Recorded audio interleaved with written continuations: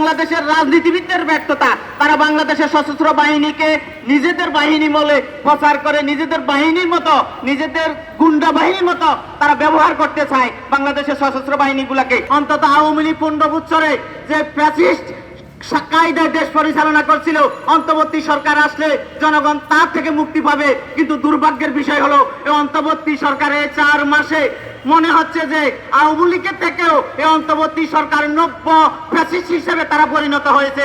না হলে তারা কেন দ্রব্যমূল্য নিয়ন্ত্রণ করতে পারছে না? এই দেশে একটা নির্বাচন দিয়ে জনগণের হাতে ক্ষমতা হস্তান্তর করবেন, ততই দেশের জন্য মঙ্গলজনক হবে।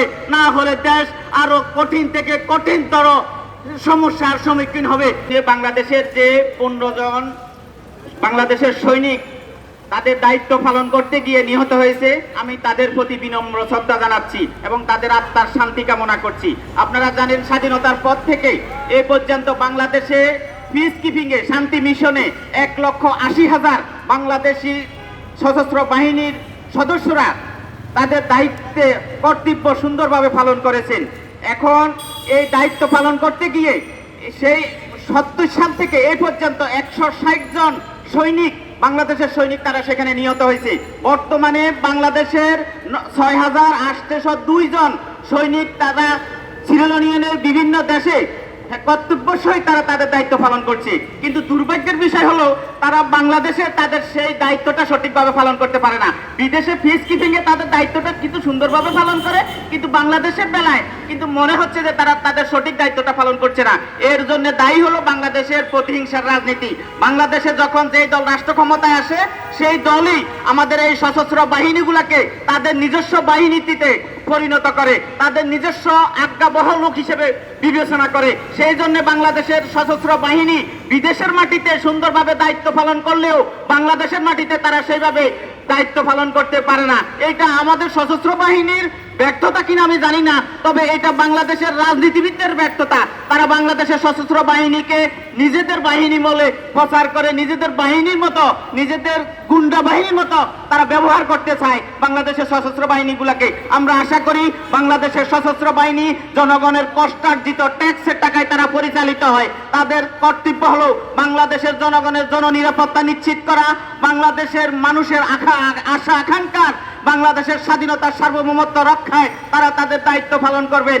আপনারা জানেন যে এখন আমাদের বাংলাদেশ সরকার বলতে এখন অন্তর্বর্তী সরকার, কারণ আপনারা জানেন 1991 সালে বাংলাদেশে যে শাহাবুদ্দিনের অন্তর্বর্তী সরকার ছিল সেটাকে জনগণ সঠিকভাবে অন্তর্বর্তী সরকার মনে করেছিল।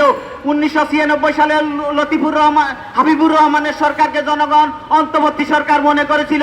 2001 সালে লতিফুর রহমানের সরকারকে জনগণ অন্তর্বর্তী সরকার মনে করেছিল, নিরপেক্ষ সরকার মনে করেছিল।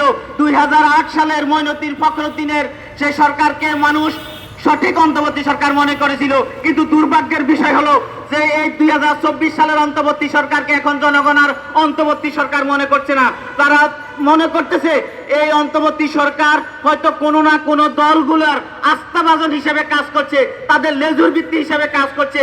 না হলে গত 4 মাসে তারা জনগণের জননিরাপত্তা তারা কোনোভাবে নিশ্চিত করতে পারে নাই, তারা দ্রব্যমূল্য নিয়ন্ত্রণ করতে পারে নাই।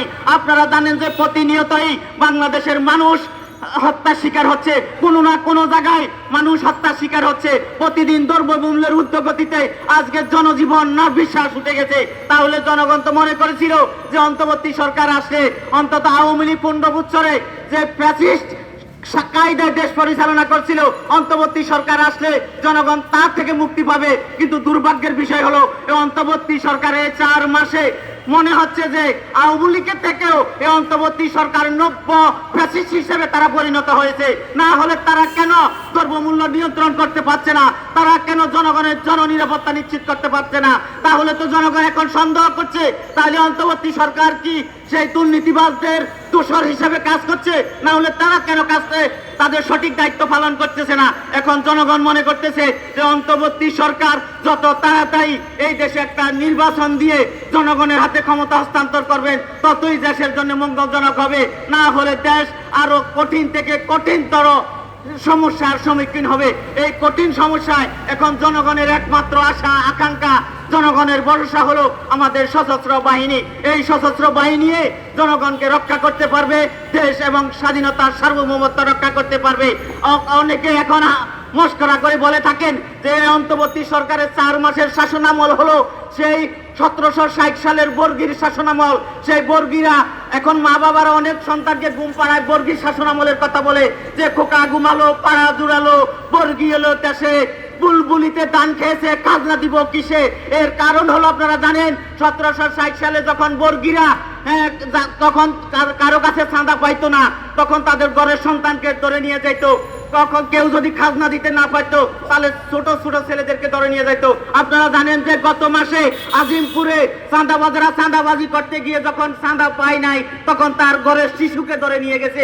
এই হলো আমাদের অন্তর্বর্তী সরকারের 4 মাসের শাসনামল। জনগণ এই শাসনামল দেখার জন্য অসংখ্য ছাত্র জনতা রক্ত দিয়ে এই অন্তর্বর্তী সরকারকে ক্ষমতায় আনে নাই। তারা এই দেশে শান্তি শৃঙ্খলার জন্য, জননিরাপত্তা নিশ্চিত করার জন্য অন্তর্বর্তী সরকারকে ক্ষমতায় এনেছে। আমরা আশা করি অন্তর্বর্তী সরকার তাদের সঠিক দায়িত্ব পালন করবেন, না হলে ব্যর্থতার দায় নিয়ে তারা অবিলম্বে পদত্যাগ করবেন, না হলে দেশ কঠিন থেকে কঠিন সংকটের দিকে ধাবিত হবে, দেশে দুর্ভিক্ষ হবে, যা জনগণ কখনো কামনা করে না। আজকের এই আলোচনা সভায় আমি অসংখ্য কথা বলেছি, হয়তো অনেকের গায়ে লাগতে পারে, সেটি আমি আমার একান্তই ব্যক্তিগত মতামত প্রকাশ করছি।